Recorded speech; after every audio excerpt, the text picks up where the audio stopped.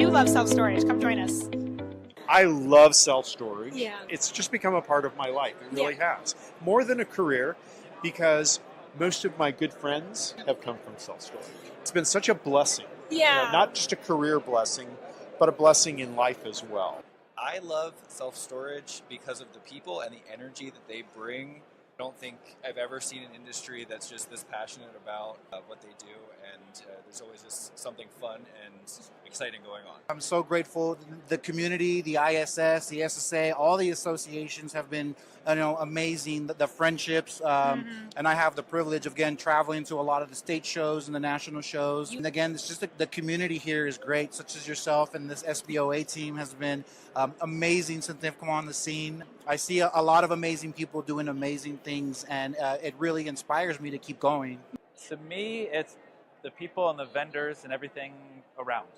A lot of competitors, a lot of different solutions. Things are growing in the industry, but everybody is here to help each other. Yeah. What I like the most is, I think, the innovation. It's amazing. I love the innovation, and I really like the people. Yeah. Yeah. That's what I like. I love the people in this business. Yeah. There are so many good-hearted, true blue, nice people here. Yeah. The other people here who do what we do are our friends. Yeah. I love the fact that people need stuff, and the more stuff that they need, the more they need to store it. Right. And when people are storing their stuff, they need a hug. Yeah. They need love. They do. We help people through a transitioning time and provide a service directly to their door while enriching storage professionals with additional revenue. What I love about self-storage is that you're always meeting new people. Always. I love to just have a conversation with people, hear their stories, hear about what they do, because there's so many different things in the self-storage industry that you can be into, whether it be software development, tenant and commercial insurance like what we do. There's a lot of different colors and mixes in the industry, so that's what I would love about it. And also the conferences have some great venues too. So that's always a good perk, right? My favorite thing about self-storage would have to be the opportunity to work with powerful and supportive women like yourself and Iris and the rest of the entire industry as a whole. I think a theme for women in the industry is women empowering women. Very much comes across, whether you're a competitor or not even in the same technology or magazines or anything in the space. Everyone supports each other and is willing to help each other and provide feedback and resources. And that is huge in this space. And probably the thing I love most about the industry is the people. You meet people from all over the country, all the vendors at these shows, your partners. They all have an interest in helping your business succeed and making the industry move forward. And everybody's kind of working towards the same goal. So that's been the best part.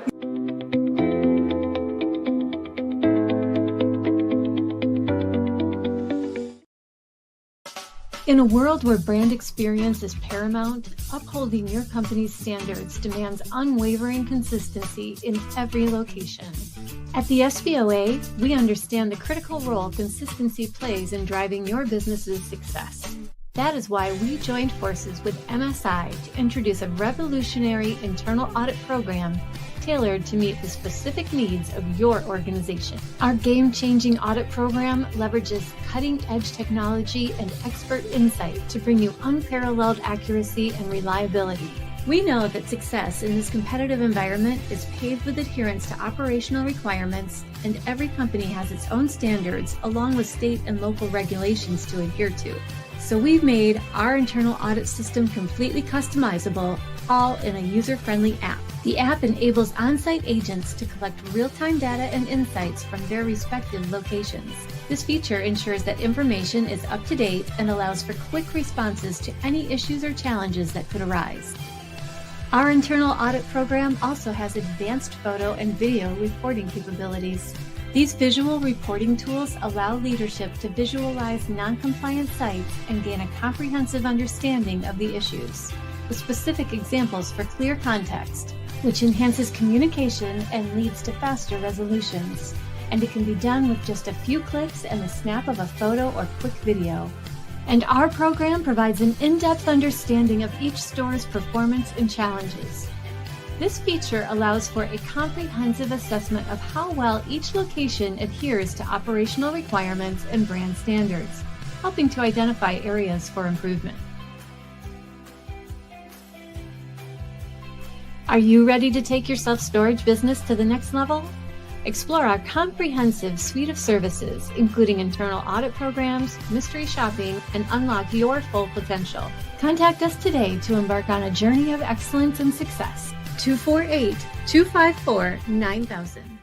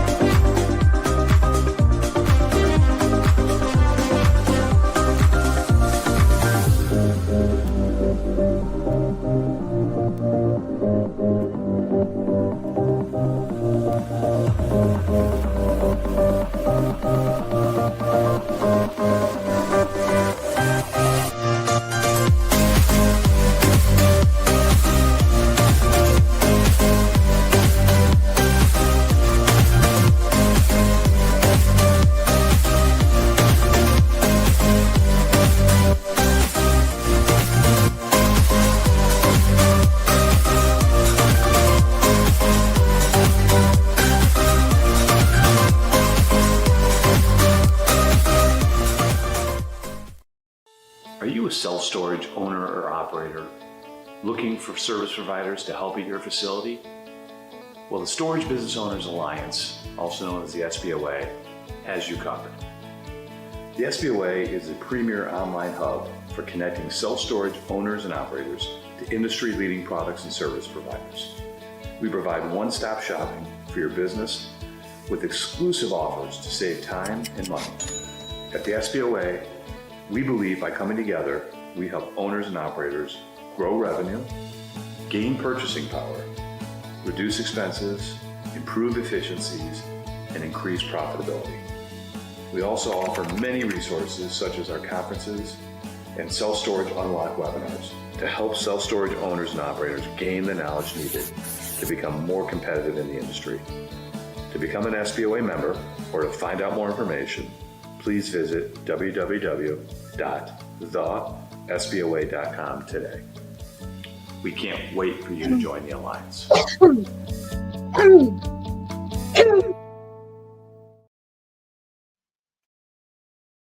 everyone in self-storage land. I'm Iris Czygan, president of the SBOA, and I'm so glad you've joined us for today's Self-Storage Unlocked session, from delinquent to paid, smarter collections with AI and automation. If you've ever struggled with late rent payments, stretched staff thin, or hours wasted chasing tenants, today this is for you. We're going to dive into how AI and automation can make collections faster, smarter, and more effective. But before we get started, just a couple of quick housekeeping notes. Please use the chat to ask your questions at any time. We try to get to all of them while we're live. And if we can't get to them while we're live, or we don't have an answer, we will follow up with you if you're registered, because we have your email. And everyone who is registered will also get today's replay. VIP members, you can also access our full library at thesboa.com in your VIP portal. And one more note, please stay engaged today. Please get active in the chat. Let us know who you are, where you're from, why you love self-storage. Put your questions in there. We always offer a $20 Starbucks gift card at the end of the show to the person who is the most engaged. We will have polls throughout the webinar as well, so we really appreciate your feedback in those polls. It helps us provide you with better information at every webinar.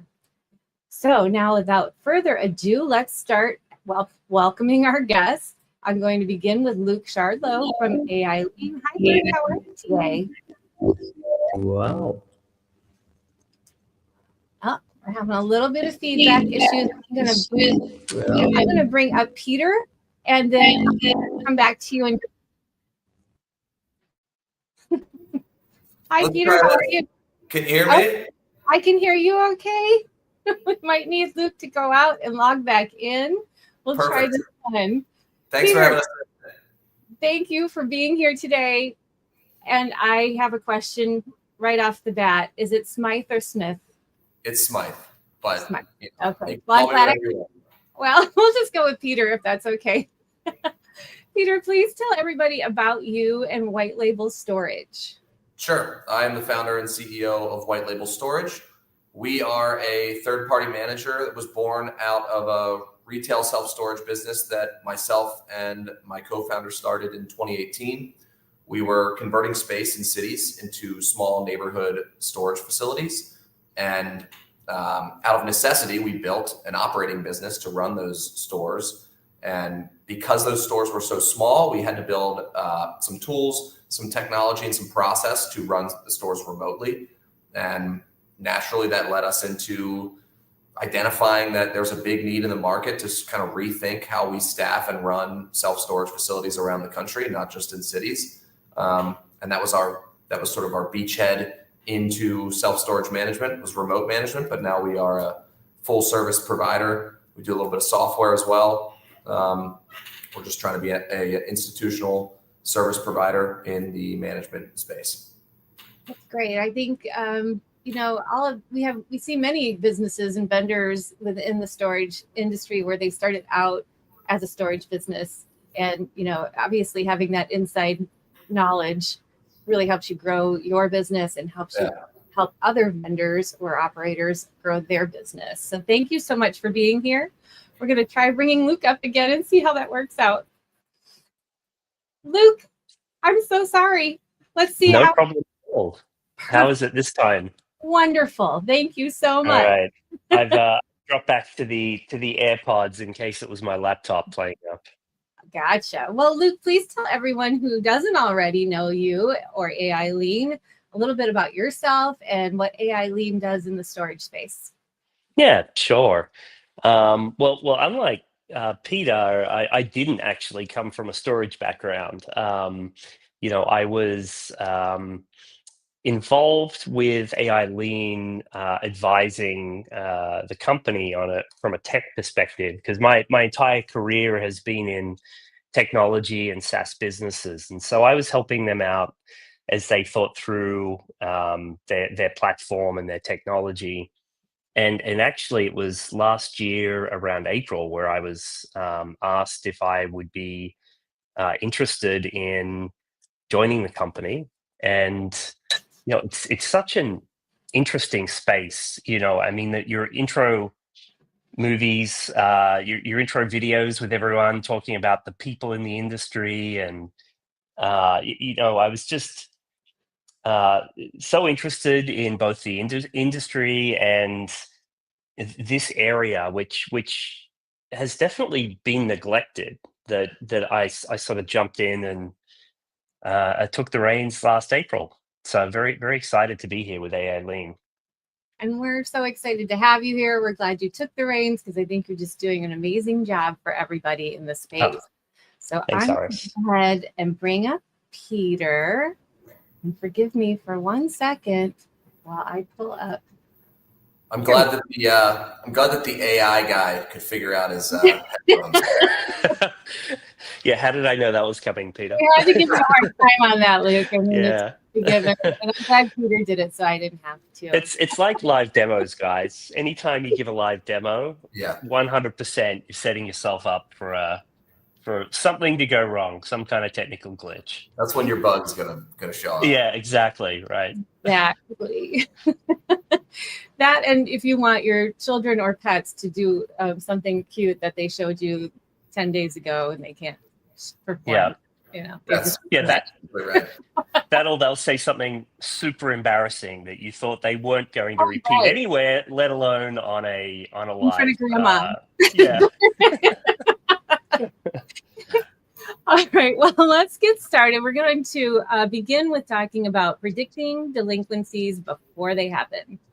So collections used to start after someone was late, but now AI can flag some risk factors and give you a head start before the problem begins. Audience, I'm going to give you your first poll question. How do you currently spot tenants that are likely to go delinquent? Is it A, staffed instinct or gut feeling, manual reporting, using Excel or notes? That's B. C, property management or software alerts. D, AI or predictive analytics. E, we don't even track this. So Luke, how does AI analyze behavior to predict that kind of risk? Yeah.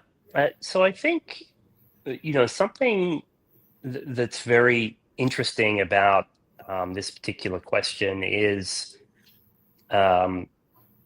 you've mentioned sort of a few ways that folks may be using data points to identify certain behaviors in tenants, and a lot of them fall back to the people, right? Because the people are in the facilities, they're interacting with the tenants, and I mean, instinct, gut feel maybe doesn't sort of reinforce the value of sort of having that institutional knowledge and the background with the tenants.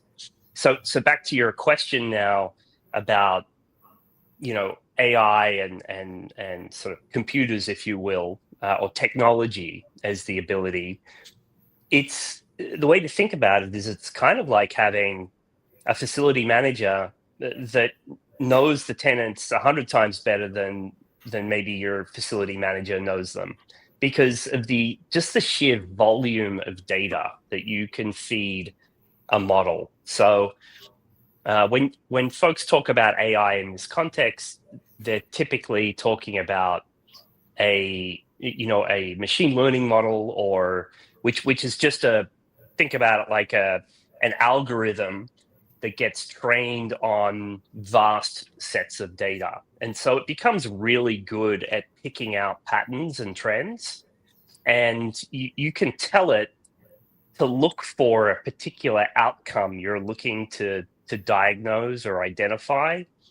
And the more relevant data sources you can feed it, the better it's going to get at predicting that particular outcome.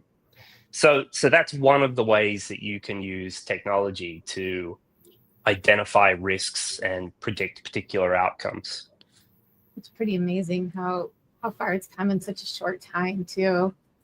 Yeah, absolutely. What early warning signs do you notice in a day-to-day type of operations?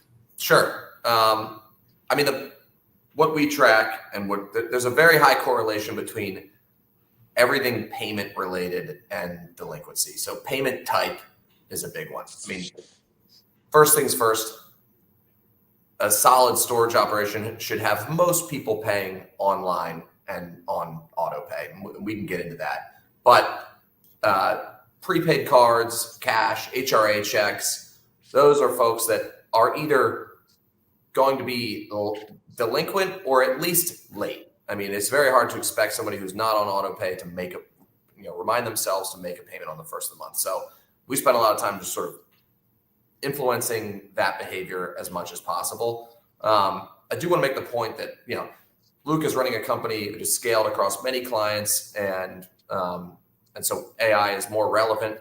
One of the options in the poll was tracking, instincts and tracking on a spreadsheet.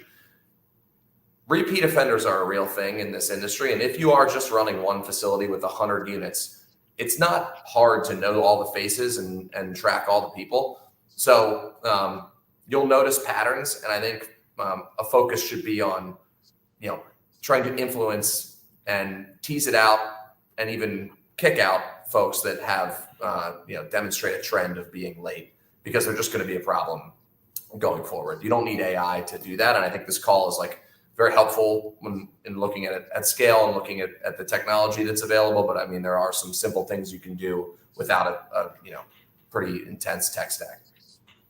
Yeah, definitely. And I appreciate that point as well. So that's why we have you here, so we can speak to a broader audience. Some people are ready for AI. Some people, like you said, if they just have 100 doors, they might not need to do that so much. And I think it's another thing that's important. It's Luke is developing software on top of AI to run a tool that most of his clients and most of the tenants are not aware which piece of it is AI, right? At the end of the day, it's a tool that automates the workflows associated with delinquency management. So when we speak to somebody who's, a one-off real estate, even an institutional real estate owner, developer that's using a property management company, you can't really use ChatGPT or one of the sort of off-the-shelf horizontal AI tools to help run your facility. I mean, unless you have an engineering team, you yourself cannot, quote, use AI to kind of predict these behaviors. You're usually using a tool that's built on top of that. It's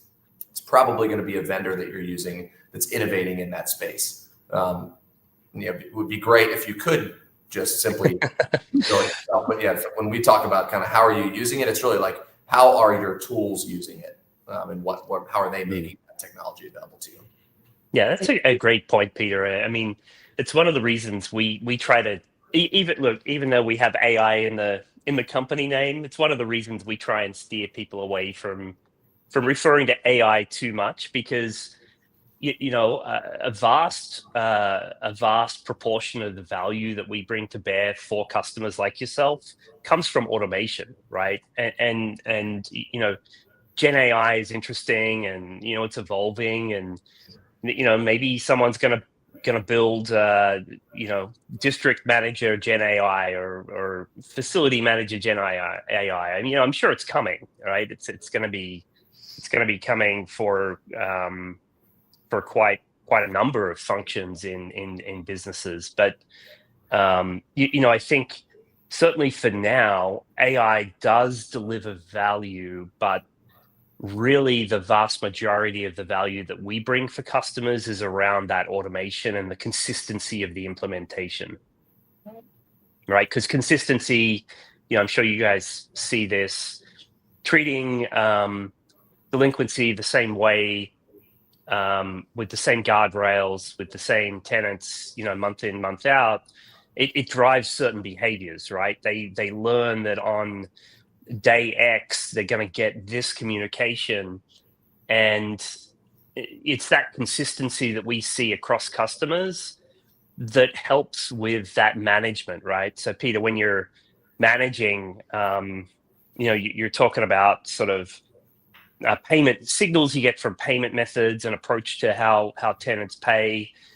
If you're managing this a little bit loosely, and maybe, like you said, you got one facility, 300 doors, and every tenant, and Bob always gets a break, and he doesn't get his lien to sale notice on the right day of the month. it kind of builds and reinforces this. Well, this is flexible, right? I can not pay and just sort of talk my way around it. And that sort of consistent, repeatable motion we find definitely helps with that. Yeah, definitely. Luke, what data sources like payment history, call logs help make these predictions the most accurate? Yeah, I think Peter sort of covered this one. Whilst there are a vast array of data points that you can feed in, there's usually several metrics that are going to drive or be the most highly correlated with the output you're looking to determine. And for sure, payment, approach to payment, historical, those sorts of data points are going to drive the models with the highest degree of influence. I think Peter sort of touched on this as well, is the advantage of being a vendor like us is that the models can run on, instead of Peter, can't remember exactly how many stores you're at. You're at 200-ish or something, I believe, around that, maybe a bit more. Yep. But instead of just having 200 stores to run on, we can run models on almost 1,500 stores, right? And as we grow, the volume of data that we can build these models on is going to grow as well, and therefore the accuracy and the ability to predict will grow as well. So, but I think Peter sort of hit this one on the head with respect to the elements themselves that are going to drive the highest predictive output. Yeah, that's very true. Peter, if you catch a tenant before they're delinquent, what strategies actually help keep them on track? Yeah, I mean, to follow up on that, it's like, what can you do to mitigate the cost before you incur it? I mean, it's not, delinquency is not just a case of lost revenue or even deferred revenue, because what you have to do to track that revenue down is also a cost. And even if somebody is going out of their way to call you to make a payment because they were late, that's a cost, because you're picking up the phone, that's labor. So what we realized recently is, like, around whether it's anniversary billing or first of the month, you especially feel it if you're running your facilities on first of the month. You get a ton of call volume, because no matter what FMS you're on, your tenants are going to get some version of a, hey, you're late ewemail. And so what we've been trying to do to smooth out that call volume, because when you have high call volume in certain days, you have to staff up, right? Which is going to decrease your margin, increase your expense ratio at the facility. Or if you're a property manager, it's going to just increase your staffing load, and you're making less money on your fees, right? Or more of it's going to your staff. So what we've been doing is reaching out to tenants in advance that we've identified that are either not on auto pay or have missed before, and we will either remind them, or in some cases even incentivize them to get on a credit card and to get or ACH or get on auto pay. That's what we've been doing. And if you do that, any incremental call that you can avoid is going to be savings in your operation. And I think a lot of folks don't think about that are focused on, in the self-storage world, it's like, unlike many other asset classes, many of the owners are sort of entrepreneurs, and they're involved in the service component of the facility. If you own a $100 million office building, like, JLL is just going to run that building, and you're not going to get involved in kind of talking to vendors, talking to tenants, things like that. In the case of a storage facility, most folks are embedded in the process in some capacity, and yet I don't think that they fully measure their costs the right way. So we have to do that because we're a service provider, but I think a lot of investors don't think about it that way, and they should. Yeah, I think that there's a bit of a misconception about self-storage just being, you can just buy a self-storage facility and it works itself for you. You don't have to do anything anymore, right? It's all, but there is still some work to be done, and there's lots of people in the industry to help you, like Peter and Luke. That just to hammer that home, like, when we first started white label storage, when you are pitching business, you try to make the point of, hey, we're going to do a better job, or we're going to save you money. And what the most common use case was for why someone would sign up to have us manage their facility was actually just the annoyance of dealing with like the cognitive or emotional burden of just dealing with the tenants. People were just happy, any performance aside, that we could come in and deal with this. So once you actually start measuring that, it's a real, you're sort of personally experiencing what is a cost, even if you're not measuring your time as a cost. Yeah, absolutely. We did get a question from our YouTube audience. For smaller operators with fewer tenants, does AI still work effectively, or is it more powerful at scale? Luke made this point. We're talking about AI. I think his tool, so the AI Lean or any tool that's leveraging AI, is not just looking at the data that's being generated at your property. It's like the AI is an underlying sort of software and technology that is being used among many other things that AI Lean or white label storage or Storable is using to produce, some tool that you're going to use. So you don't have to worry about, like, if you only have 50 units, like the tools that Luke is providing is based on data across, I think he referenced, close to 1,500 stores. It doesn't matter that you only have a few tenants. It's not limited to the data in that capacity. So it's not really like take this AI, use it for your tenants. There are vendors in the industry that are accumulating data across many facilities and many sources that are then producing that into a final tool that you're paying for. Yeah. You're going to get the same use out of it that anybody else would. Exactly. Just like any other AI, when you go to ChatGPT, it's not just giving you an answer based on the questions you've asked. It's cumulative over everything it can search on the internet, right? And I mean, too, Iris, like, look at the names of these things. So ChatGPT, Perplexity, right? These are specific, I referenced the word model before. Mm-hmm. They have an acronym that describes them. They're called LLM, and that stands for large language model. Because the breakthrough, that we saw in 2023, was this sort of shift where researchers were able to implement this new device that allowed them to scale these models from say 5 bits to 5 million bits, and that massive scale is what led to the LLM, or large language model, because they are training on just vast sets of data. Yeah. But just to circle back to one of Peter's points around, without getting too sort of rat-holed on AI, there is so much value to be unlocked in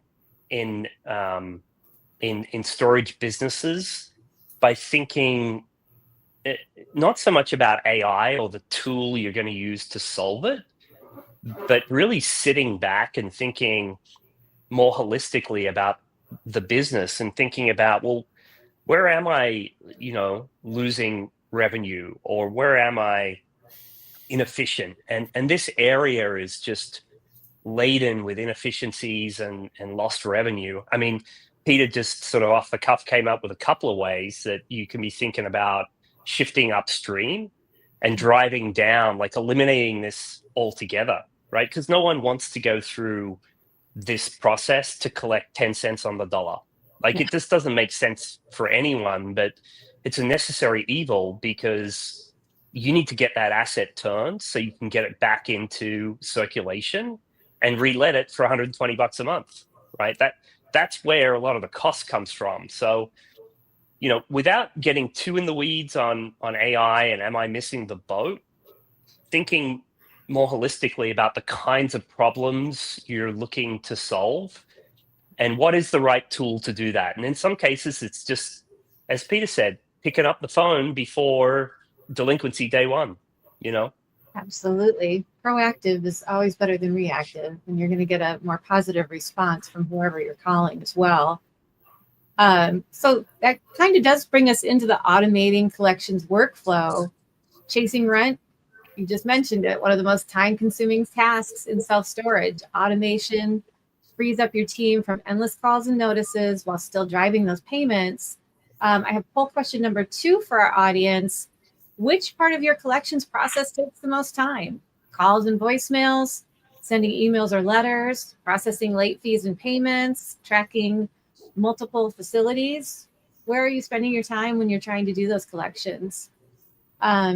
Peter, what's the first workflow you automated and what was the impact? Sure. The second one was related to delinquency, but it was based on the success of the first one, which was automating lead follow-up. So we built our own website. We sort of looked around the industry, and one of the things that we're constantly trying to do is, if you look at the expense ratio and the expense load at a self-storage facility, what can we do to create savings for our clients? And we're not an FMS provider. We're not trying to be facility management software.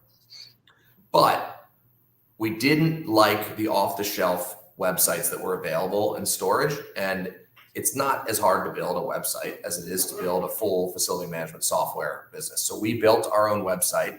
And in doing so, we realized that the funnel, the customer checkout funnel, could use some improvement based on what's available in the industry. And that you lose visibility of your customer in that funnel, or you don't gain visibility. Like if somebody drops off without booking, you've got no data about that tenant. So what we did was we built a website where when somebody begins the checkout process, this is not unique to us. Like we didn't invent this technology, we just apply what other businesses do in other industries to our own product.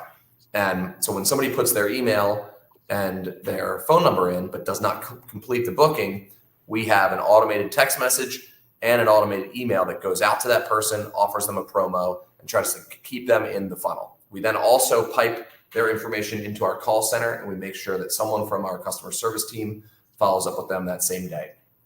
That increased our conversion rate like 10%. And when we did that, we were like, where else can we apply this sort of same logic?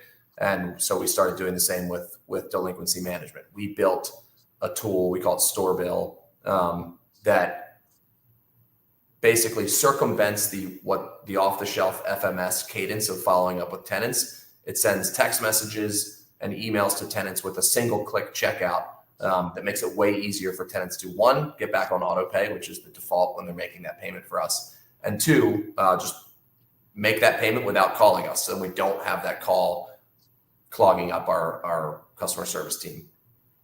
I love that. It's a great program.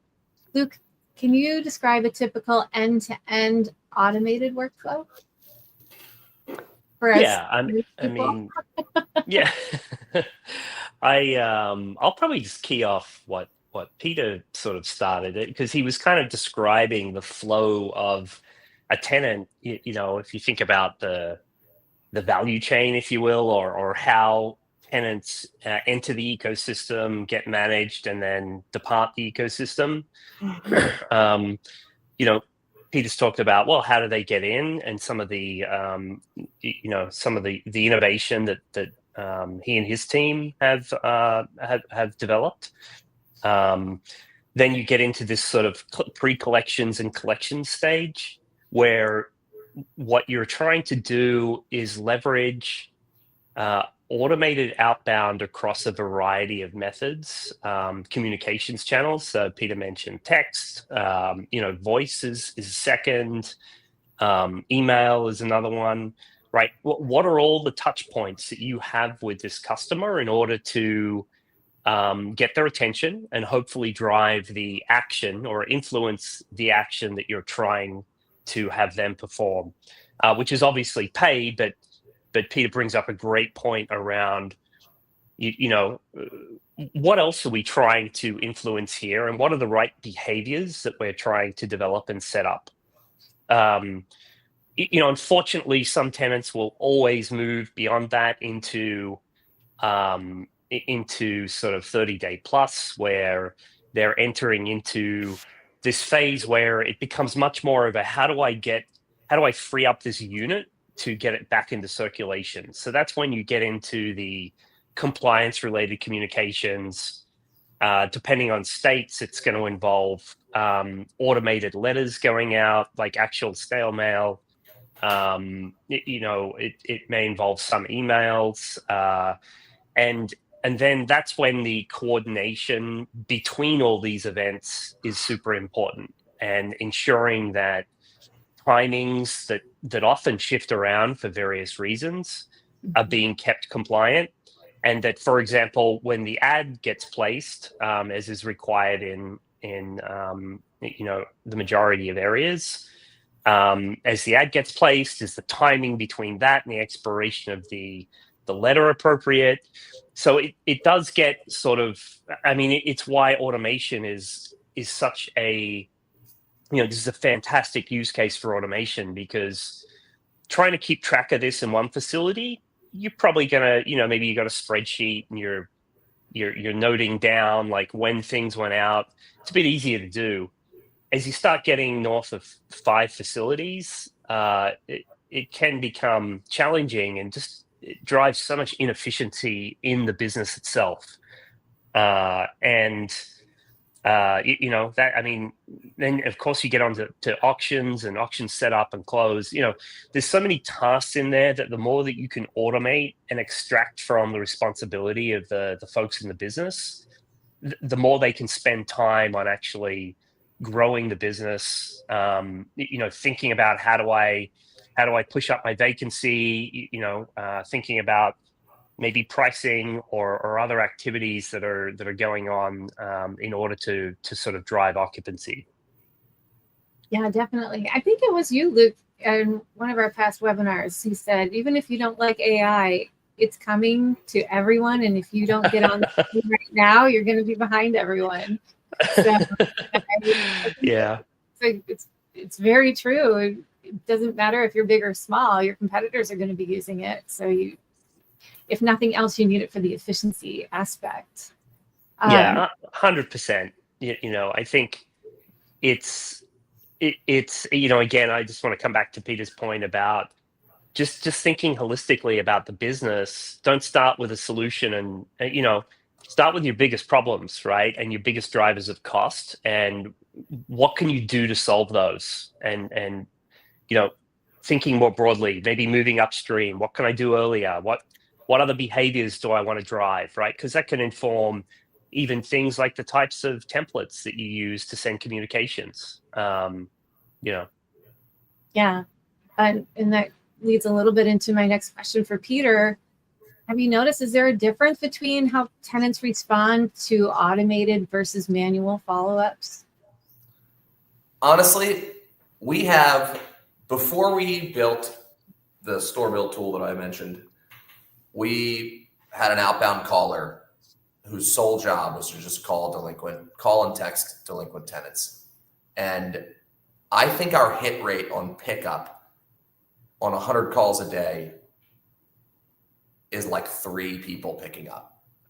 There's not that big of a difference. I mean, if you're to the extent that you can be effective with manual work, it's going to be once you've actually made contact with the tenant and can get them on the phone. And that typically happens after some sort of reminder that they're delinquent, which can be automated. I mean, if the tenant is not going to the facility to arrive at an overlock, it's going to be hard to get that person to even respond to you unless they become aware that they're delinquent and that there are real consequences that they would care about.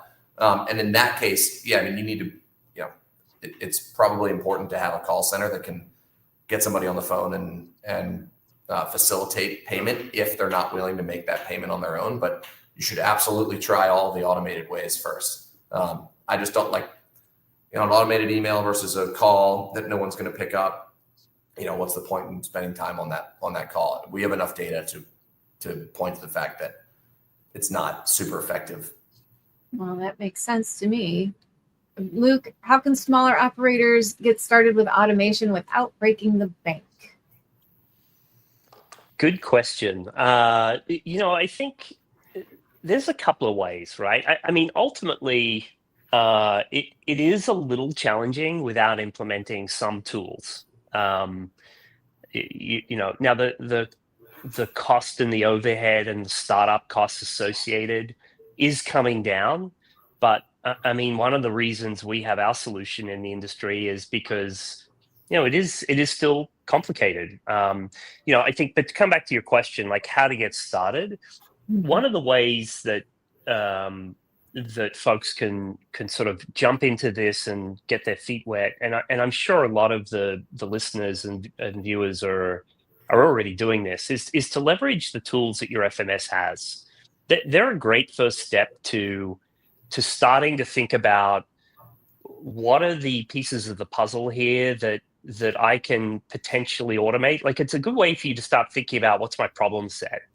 And the FMSs all, as far as I'm aware, have basic sort of templatization.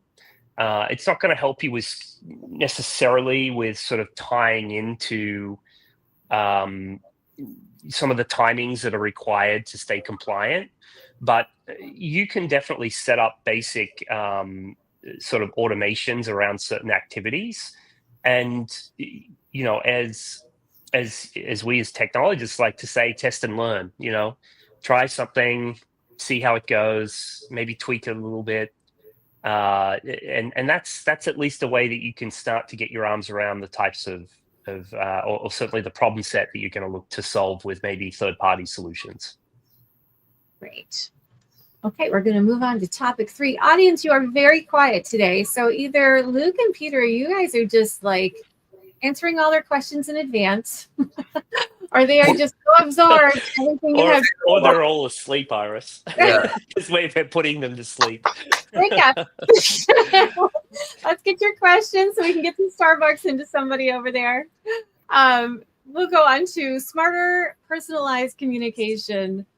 One size fits all doesn't work in collections. The right timing, channel, the message can mean the difference between ignored notices and prompt payment. We've talked about that a little bit already. Audience, let's get to poll question 3. I want to see some answers. Which communication methods get to the fastest tenant response? The phone call, the text message, the email, a letter in the mail, or just a combination, kind of like Peter was mentioning before. Do whatever you can, but maybe start with an automation, right? Luke, how does AI personalize communication for different tenant types? Yeah, I wonder if do Peter and I need to get up and do some jumping jacks or some sort of, but I think right now you can certainly personalize communication templates. And again, I'm going to say, rather than focusing on AI here, one of the ways that we think about templatization for workflows for customers is really just to focus on the audience, right? So in early collections, what kinds of behavior are you trying to drive? Is it an email, right? In which case, folks are going to maybe read a little bit more and be more responsive, maybe more inclined to click a link. Is it a text message? Let's maybe not have a 4-page text message, right? That flows over multiple texts. Like, I know it sounds a little simplistic, but certainly there's a lot of basics that we see have not really been well thought through or well implemented. And there's a lot more hay in this before you start thinking about tonality of communication and how that might be dynamic across disparate communications. One of the things we do have in development is thinking, again, leveling up a little bit, thinking about the entire collections workflows and how can you drive a better result, right? Which may include sort of what you're asking about here, Iris, with the types and natures of communications.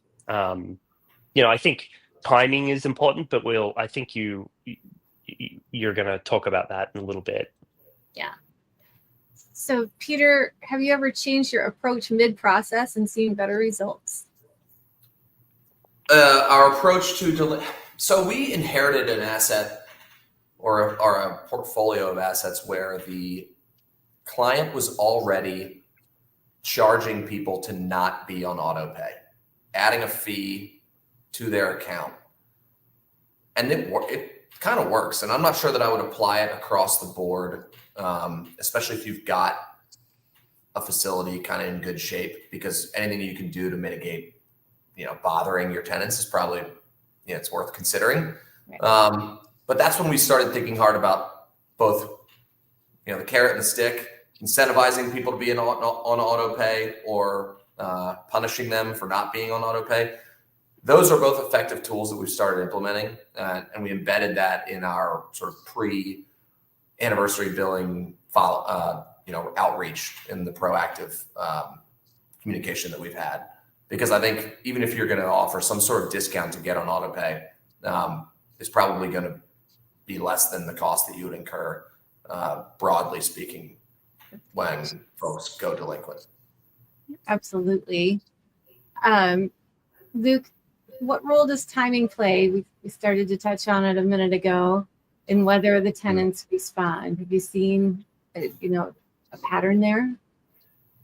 Yeah, I mean, actually, Iris, do you mind if I just ask Peter a follow-up to his point? Is that all right? Peter, I don't know if you mind sharing or not, but I'm just wondering, I mean, it's such an interesting concept, right? That you use both the carrot and the stick. And how did you think about, or do you know how the facility thought about setting that fee? And, maybe it was... maybe it wasn't sort of necessary. I mean, it's probably not a huge analytics project, but it's just such an interesting concept.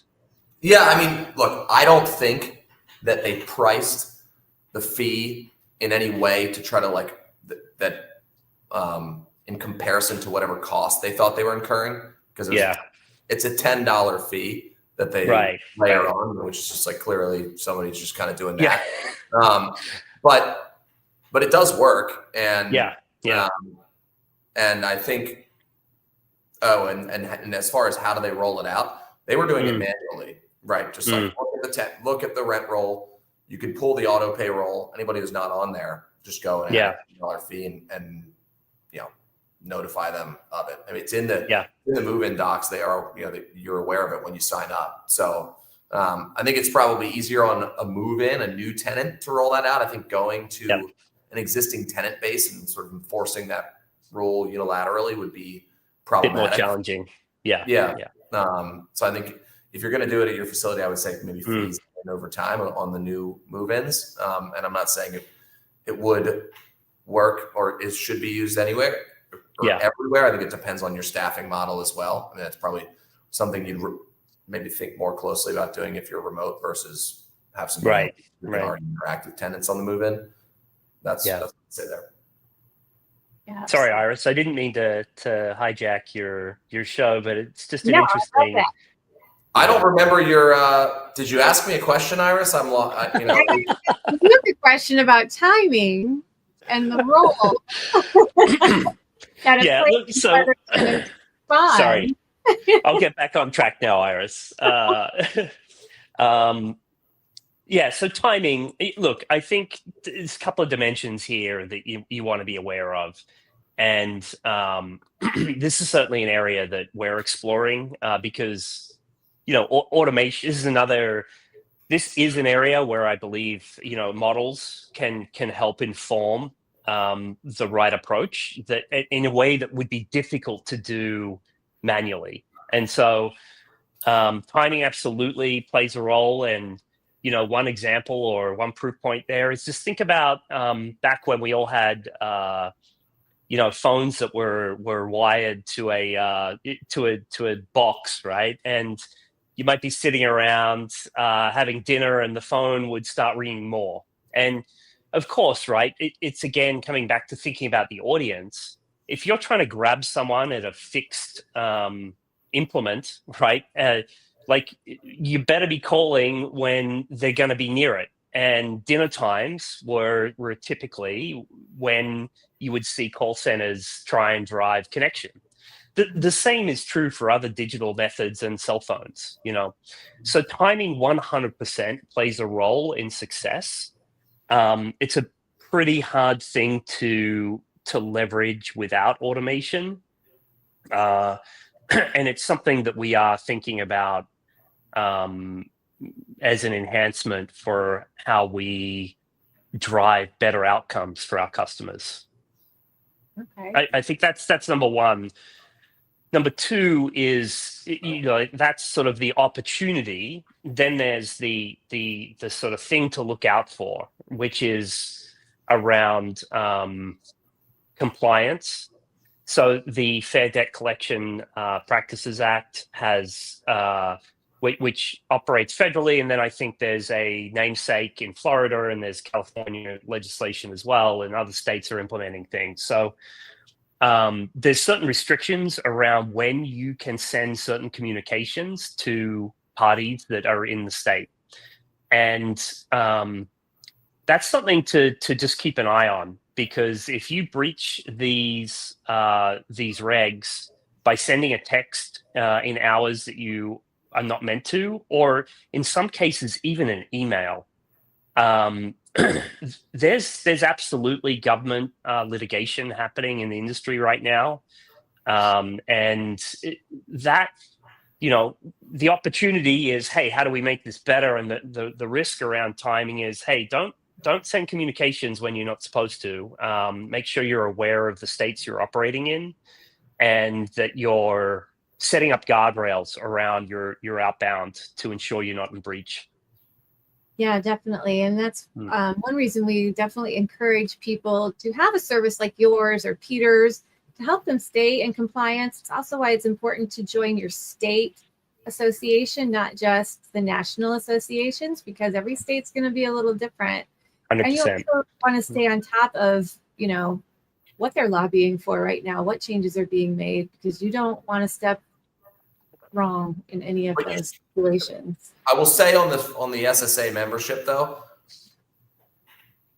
not all of, you know, you should always use counsel if you're going to make some sort of some of the SSA stuff is not always fully up to date, or it lacks some information, right?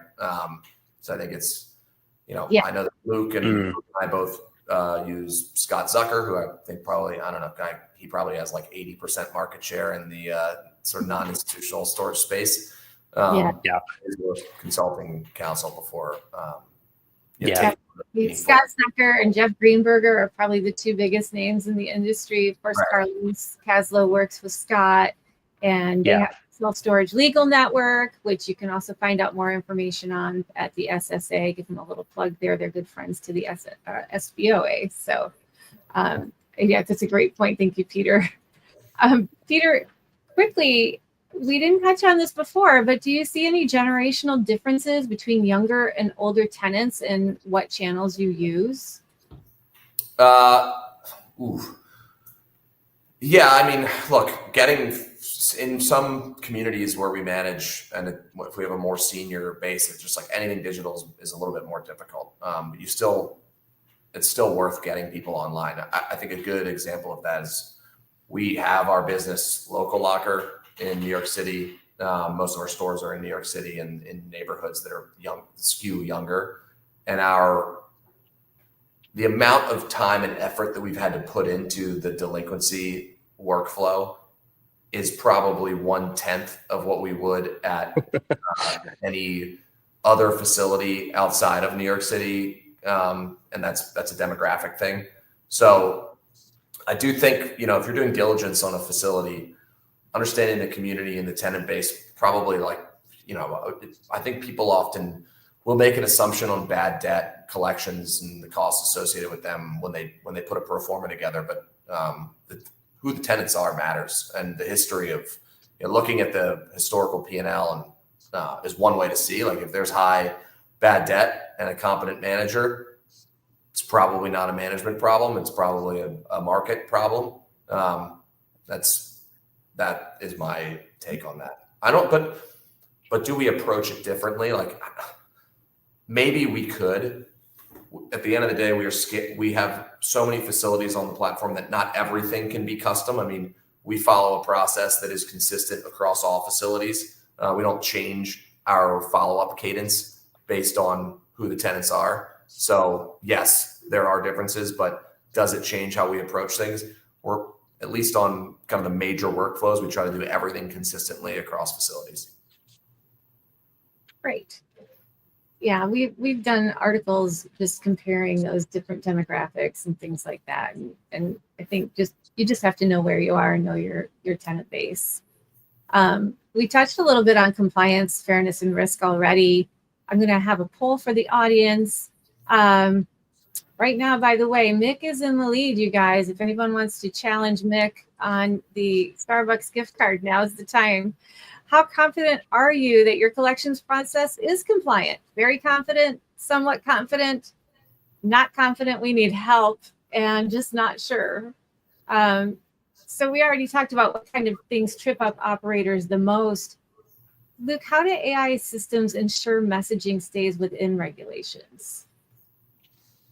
Right. Well, we've talked a little bit about this already, as you said. I think another shout out for Scott Zucker. We've worked very closely with him and continue to maintain counsel with Scott. So that helps us from a strategic and forward-looking perspective. But I think coming back to the automation again, maybe I'll use this timing example. So imagine you're in Florida, you're in maybe 3 or 4 other states, or maybe you're just in Florida, and you're aware of this communication issue where you have certain bounds around when you can send certain communications out. You might have set up a workflow. I know Storable recently added a block where I believe, don't quote me on this, but I believe Storable added a block to their system, and I'm sure Tenant and Cubby and others have this built in as well. But some facilities still rely on manually triggered outbounds, and you may have folks that are aware, hey, don't do this at this time or before this time, but you're then relying on people, right? So automation where you have, for example, we built in a hard block that looks at the zip at the facility the tenant is currently registered to, and we ensure that for the state that zip is in, that the communications rules are enforced. So it doesn't matter when the workflow says to send the email, there's a hard block at the gateway that says outside of this particular rule set, do not send this communication. So that's one way that we use automation to enforce compliance. And then that answers my other question pretty much for you, which was how do smaller operators keep compliance simple without necessarily hiring a legal team? You've got it covered. Peter, have you had a situation where compliance missteps created big problems, and how were you able to fix them? Yeah, I think the most important thing to do is to get the point where most problems arise is at the point in time of a transition or a purchase of the asset. Because you kind of need to reset. You either need to have a very, very solid understanding of the documentation that's in place, not just there's the tenants that are in any stage of the delinquency process. One, you're either going to assume the risk and pursue where they are in their process, or you're going to start over. That's a choice you have to make. And if in making that choice, if you don't start over, you really need to understand that things have been done that are compliant. But on top of that, you also need to just know that those leases are there, signed, acknowledged, and have been sent. So one of the problem we had with when we first onboarded with AI Lean, which is a good thing, is that AI Lean was like, we just need you to show us all of your document. Like it was a painful one-time process that had a long tail. Or it's like, we need you to show us all of your documentation. Otherwise, we're not going. One of the things that AI Lean does is they sit behind and indemnify you if you run through their process and have some sort of legal exposure. They will indemnify you, and they are not willing to do that if they are not compliant. And so they required us to show that on all of our new transitions to stores, we sent out a lease to tenants. And so I think that's the biggest point of emphasis I would make is before you are a few months in, it's important to just get that documentation out to the tenants so the clock can start ticking, because you can send a lease to somebody and you know, any self-storage lawyer will tell you, you know, the continued occupancy after 30 days is an assumption of the lease. So just get those leases out to people if you don't know. That I think is the number one thing that you could potentially not be compliant on. And it could come from like, you know, years. Like you could have bought a facility years ago and then somebody's delinquent for the first time. If you don't have that documentation in place, then you need to start fresh. Yeah, that can be very painful. On to our next topic, which is real world success stories. I want to ask the audience, what's your biggest collections challenge today? And we're going to put that poll up in just a second.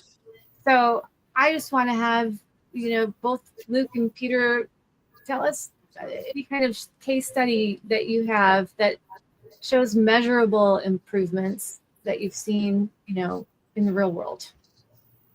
Can you give us an example? Start with Yeah, I mean, what I might do, Peter, do you want to go first on this? Because I'm just sort of thinking, you know, we could talk white label first, and you know, if we still want to go into another couple of examples, I can provide them.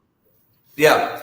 Yeah. We onboarded a facility in the Midwest that had really, I mean, you know, someone had bought a facility that had a lot of upside, right? Just like a lot of people not paying, and they didn't have records of these tenants. And there's kind of a multi-step process to clean this facility up. First, it was identify who the tenants even are, right? This guy bought this asset and he just didn't have a lot of the documentation there. And that was priced in, right? Like it wasn't like a mistake wasn't overlooked on his part, but it was just a part of the process that we signed up for. Maybe we wish we hadn't. But step one, you got to track down the information for the people. The story I want to tell here is like, there is another tool that I don't think we've talked about, which is this pay and vacate or, you know, release that you can get from tenants. In most cases, people who have abandoned or are not responding to your emails and not paying don't care about their stuff anymore. But you still have exposed. In many cases, you might look at it and say that's junk. But one of the 10 people whose stuff you trash is going to come back and you're going to end up in a lawsuit. So the case study I'd like to tell is this is when we really went hard with pay and vacates, where it's just like, pay us anything, pay us $1, let us assume ownership of your stuff and just get it off the property. That we were able to put a dent in about half of the units by doing that. And it accelerates the timeline. It allows you to get your inventory back online. And I know some operators like almost live entirely off of that and other practices. It's like, if you have a good line of communication with your tenants, can you get them to admit that they don't want their stuff, or get them to, you know, the other piece of that was, we don't want to auction your stuff. It's not worth anything. Just come get it and clear it out. And if you're not going to come get it, let us get it in writing that it's ours and we can trash it. So I think it's probably obvious to many people on this call, but I see, pro tip, pay and vacate policy, like leverage the sort of business tools that you can before you have to go through the compliance process and the true delinquency process. Yeah, that's it. I love that one. I have not heard that before. Okay, now Luke, it's your turn. Sure. Yeah, I mean, great points from Peter. I think maybe I'll generalize a little bit here and just talk about, folks, if they're interested, can go to our website. We have case studies up there. I'd love to be able to point folks to the white label case study, but we're still working with Peter's team to put that together. But it'll be up soon. But I think at a high level, the types of results that you can achieve by implementing the sorts of automation that we provide are pretty astounding. Within several months, we typically reduce overall delinquency rates by up to 80%. We've seen reduction in 90-day plus by north of 95%. That's just on delinquency. If you then think, we talked a little bit about time savings. There's one particular case study up on our site that the customer tracked and reported back to us that they were saving 500 hours monthly, right? So if you think about that in dollars, like labor dollars, and this doesn't mean that you're going to go and lay off all those people, right? Like there is a lot of other activity that they can be doing. But think about that's cost that is real cost. And then Peter touched on this a little bit with the the pay to vacate. A lot of times you just want to get the inventory back into circulation, right? Like a 10 by 10 isn't a 10 by 10 necessarily.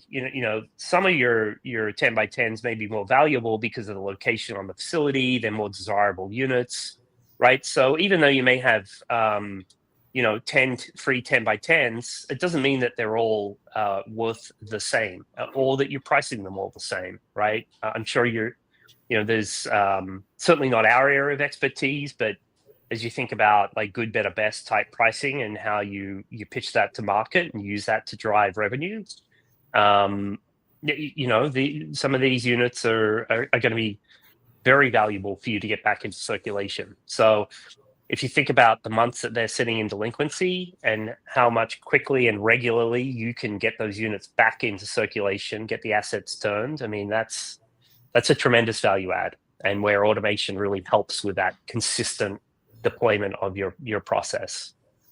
Absolutely. And one thing we didn't talk about, I'll ask you, Peter, is we talked about how customers feel about those automated calls. How does the staff feel about being kind of relieved of some of those collection calls and those repetitive tasks? They feel great. I mean, it's a tough task. It's also, one of our focuses is aligning people so they have a limited scope of responsibility. Like for our store managers, whether they're remote or on site, we want them focused on the highest value stuff, and we want the low value stuff not cluttering, their focus. There's this, I've talked about it before, but this concept of cognitive burden, like every incremental task, no matter how simple, stacks on top of the other task that you might be responsible for, and ultimately makes your job harder, more stressful, and it makes all of the easy things seem like they're hard to do. And when you combine the volume of follow-up that's needed at the site along with the type of interaction you're going to have with somebody whose payment you're trying to track down, it just changes the quality of life of that job, and it's great to take it off the hands of that on-site or remote manager. Yeah, I can certainly imagine that. And I'll ask both of you this question. What's one quick win that even a single site operator could implement today that would just make life better at their facility? We'll start with you, Peter. We talked about pay and vacate, right? Yeah. So I want to run through the ones that we did cover, like pay and vacate for sure. Folk, just spending time tracking auto pays as a KPI is important because it will reduce the amount of time and the amount of delinquency that you have. It will reduce your call volume, and it will reduce ultimately your your deferred revenue there. And then, obviously, quick win would be implement AI lien. They cover your postage and they indemnify you. So that's what I would say. But I mean, and then broadly speaking, as a concept, a proactive approach to mitigating delinquency, whether it's calling people in advance of the month, trying to weed out the bad behavior, whether it's adding a fee on move-ins for non-auto pay, anything you can do to get out in front of it is helpful, because it's just hard. If people get behind, they often can never get caught up, and it's a cost to follow up with them. Absolutely. I love all of those. Do you have anything to add to that? Yeah, I would I would probably say three things. Number one, just start with your problems, meaning take a look at where you're spending, right? Rather than starting with a technology or something, like try and identify what problem you're trying to solve or which cost you're trying to mitigate, or maybe you've got staff turnover issues, right? And so Peter brought up a great example. Hey, those collection calls really degrade the quality of life for those facility managers. So like, what is your problem? Start there before you move on to possible technologies. The second point would be explore what you already have. So I mentioned an example of taking a look at your FMS. A lot of them have rudimentary sort of ways that you can dip your toe in the water and try and slice off a chunk of the problem that you're trying to solve. So start with what you have, and then lastly, I would say maybe spend a little bit of money and get Zucker or Carlos, get Scott, or even us. We offer this service as well. Have someone come in and just give you an audit of what you're doing, right? Have someone come in and just give you a little bit of peace of mind that if you do everything the way that your policy, your SOP lays out, are you going to be 99% of the time, 99.9% of the time in good standing? So they're the three points I'd probably tack on to what Peter said. Great. And we're way behind today, so I'm going to finalize with our last question that I'll ask both of you. What is the biggest misconception about AI in collections? I'll start with Peter. Sure. AI in collections. I would say I'm sure most people on this call are not software developers. Don't think about AI. When you read about AI and what it can do for you, at the end of the day, look for vendors and solutions that can solve your problems. They may have AI, they may not. Don't worry about it. The good vendors that are out there are probably leveraging, cutting edge technology, but you're not going to be able to embed it in your operation yourself. You are going to be embedding some tool that uses it in your operation. If on your discovery call, you want to ask questions about how they use AI, it might help you be able to make a judgment on whether you think they're capable and that they are a vendor that is skating to where the puck is going. But you're not going to be the AI user. That's my point. I think people are often reading about it and wondering, man, what can I do? And it's like, trust me, the software providers that you're already paying for are probably using it. And if they're not, they should be. Luke, do you want to expand on that? Yeah, I'm going to pick up on that point and run with it and just, reinforce that especially for single facility or, several facility operators, I mean, are you better placed trying to stay abreast of all this yourselves, or are you maybe better placed chatting with someone like Peter to just sort of have that conversation about what Peter can do for your business, for your assets? And there definitely is. It is going to get challenging to stay across the rate of change and the technology that is being developed and evolving. And so I think, again, I've said this a few times, right? Coming back to starting with the problem, right? And if the problem is, how do I become operationally efficient? You should really be asking yourself the hard question, like, is that me making all these 400 decisions, or can I rely on the stack of someone like Peter that has already really put a lot of work and thought process and is evolving? They wake up every day, eat, sleep this, and are investing the capital into that technology and operational stack to really drive the efficiency. Yeah, absolutely. I'm a huge fan of learning from other people's mistakes. Yeah, we've made plenty. 100. Well, thank you both so much for being here. Anything you want to announce? Anything that's coming up? Trade shows you'll be at? Anywhere you want to let anybody know they can find you in person? We're going to send everyone your contact information. So if they do think of some questions afterwards, or they just don't want to share them with the public, they can contact you. Peter, anywhere you guys are going to be soon?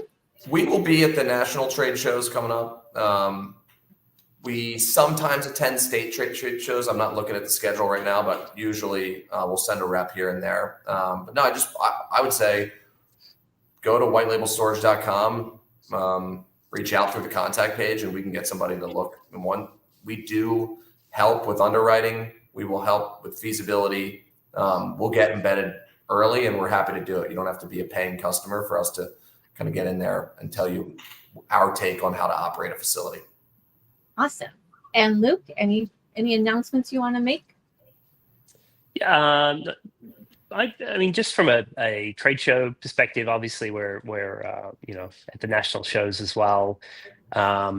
Website's always a good way to get us, and I know we have a page up with contact details on your site, Iris. I believe we're going to be in Texas, but also I don't have the schedule in front of me. I'm not sure if we're at. I know North Carolina's coming up, maybe, or but I know for sure we're in Texas. So you can come up and say hi down there, or reach out directly to me at any time. Awesome. We'll see you there. We will have a booth in Texas as well, and we're looking forward. It's a Halloween. They're having kind of a Halloween theme that week because it is the end of the month. There's going to be a Halloween party. We've already got our costumes planned. We're very excited about Texas. So wow. I'm a big fan of the whole costume party, and are you going to share what you're going to be, or is that a surprise? It's a team effort. It's a mystery, which also goes along with our whole theme. So we'll be slowly revealing what that is in the days to come. Is it superhero based, Iris? It is not. Well, I guess in a way it is. I would say maybe hero based. It's a mystery. It's goes along with the whole mystery thing and unlocking and solving your self-storage and insurance problems. So she's going to be a walking storage unit. Why not? Yeah. Do it. Well, there's 4 of us in the booth, so we're going to make a whole team, perfect effort. Yeah, that'll be fun. Yeah, we have a lot of fun. We're looking forward to seeing you there. Peter, if we don't see you in Texas, we will see you at the national show, and I'm sure we're going to see you in some upcoming webinars as well. Perfect. Thank you so much for being here. I'm going to bring up Aaliyah and say goodbye and say thank you to our audience. We do have a winner to announce. There she is. Hi, Aaliyah. Hello. I'm so sorry. How are you doing today? I'm doing awesome. Another awesome session. I haven't actually met Peter, and he's awesome. You're a great speaker, Peter, and I'm really glad that I got to see both you and Luke. Thank you guys again. They work so well together. I'm so happy and thrilled that they were able to be here with us today. Right. So I think I know who won. It might have been a little close. I don't know if anybody could tell. Might have been a little close, but of course. The winner is Mick. So, Mick, if you could send us an email at Mari@the SBOA with subject line SSU winner, we'll send that to you to redeem, man. So thank you so much for participating, and I hope to see you at the next one. Absolutely. And just a quick reminder to everyone, we do send out the replay on Monday if you registered. So make sure if you want to join our webinars, you do get registered so you get those follow-up emails. Also want to let everyone know that if you want to become a member, a VIP member for the SBOA today, you can use the promo code SSU50 at checkout and you'll get half off your annual membership. Aaliyah, do you have more announcements? Let's see here. The new magazine. Yeah, I was going to say, at least our next SSU is going to be on October 9th. It's going to be optimizing your 2026 budget for maximum profitability. I'm going to put the link in there for the group so that nobody has to type this URL into their we don't need that. I'll send you guys the link. Don't worry. But you're going to want to be there. It's the perfect time to start talking about your budget. It's that time of year. It's not everybody's favorite, of course, but it is a necessary evil. So make sure that you're there, that you don't miss it. And a selfless plug for November, we're going to be putting together a storage tech summit, similar to the one that we did in June, but it's going to be just on tech. There's enough to maybe a few days of it, but we're going to condense it all into a really jam-packed session for you guys. You're not going to want to miss it. You're not going to want to miss it. So get this link. I'll make sure that this heads into the chat as well so that you guys don't have to copy this link either. And make sure that you register today. And I believe there's a special early bird promo, if I'm not mistaken. There is. If you get registered right now, you can get in for $25 and you're going to get a 1 year. Actually, that's even better than our 50% off promo. Go ahead and just sign up for the storage tech for $25. And we're going to also give you that VIP membership. And then I also want to say we talked about the Texas show, and we will be at booth number 620. So if you want to find out what that mystery is, what we're going to be dressed up, and we're going to decorate our booth, it's going to be so much fun. I haven't seen that happen before at the Texas show, so it's the very last week in October. Make sure you go. It's a big show. It's right up there with the national shows. Texas SSA puts on a fantastic trade show. And again, it's October 29th through 31st. We'll be at booth 620 with SBOA Insurance Services, which shout out, they are the sponsor of today's webinar. So thank you very much to them. And speaking of Texas, tomorrow in Dallas, Texas, you can find our own Nathan Trone from SBOA Insurance Services, also known as Natrone. We love to call him that. He will be at Toy Storage Nation tomorrow. So if you have insurance questions, go ahead. If you're going to be at Toy Storage Nation, make sure you reach out to Nate. He's fantastic. He's super knowledgeable. He can answer any questions you have about any kind of self-storage insurance. We now have tenant insurance, which is award-winning, last 13 years running for tenant insurance, best of business from ISS. They have commercial insurance, and they have builder's risk insurance now. So he can answer all kinds of questions, especially for toy storage. I know that's kind of a little bit more mysterious to people at the moment. All right. That's all I can think of, Aaliyah. You have anything else you want to mention today? I do. Absolutely. Today is going to be my last SSU with the SBOA. And of course, with all sadness, I have to push away, of course. I am so grateful for this past year with all the lessons that I've learned and all the people that I've met. This place has been absolutely instrumental to my growth, and I'm really looking forward to taking it forward into my next chapter. So I hope that we don't become strangers. Make sure you guys all connect with me on LinkedIn or something, but I look forward to seeing all the growth with the SBOA, of course, into 2026 and beyond. Thank you so much, Leah. It has been such a pleasure the past year, and I'm really sorry to see you go, but I'm very happy that you found a place where you're going to be local. I will be. I won't be doing this anymore. Yeah. We will miss you in the industry in general. I will see you guys all online, I'm sure. Yeah, we'll definitely stay connected. Absolutely. Thanks to everyone for showing up today. And we're going to go ahead and sign out, and we will see you in 2 weeks with the Storage Defender team for, let me say it right, optimizing your 2026 budget for maximum profitability. We always love a good Storage Defender webinar because they bring the energy. They bring everything. Have a great day. Thanks, guys. Bye. Bye.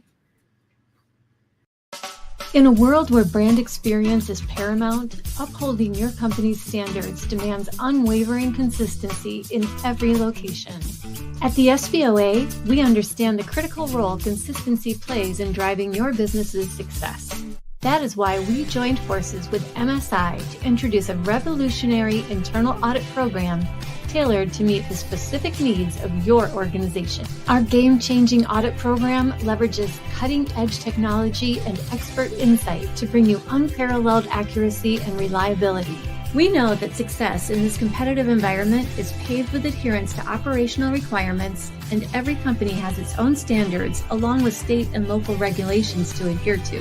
So we've made our internal audit system completely customizable, all in a user-friendly app. The app enables on-site agents to collect real-time data and insights from their respective locations. This feature ensures that information is up to date and allows for quick responses to any issues or challenges that could arise. Our internal audit program also has advanced photo and video reporting capabilities. These visual reporting tools allow leadership to visualize non-compliant sites and gain a comprehensive understanding of the issues, with specific examples for clear context, which enhances communication and leads to faster resolutions. And it can be done with just a few clicks and the snap of a photo or quick video. And our program provides an in-depth understanding of each store's performance and challenges. This feature allows for a comprehensive assessment of how well each location adheres to operational requirements and brand standards, helping to identify areas for improvement. Are you ready to take your self-storage business to the next level? Explore our comprehensive suite of services, including internal audit programs, mystery shopping, and unlock your full potential. Contact us today to embark on a journey of excellence and success. 248-254-9000.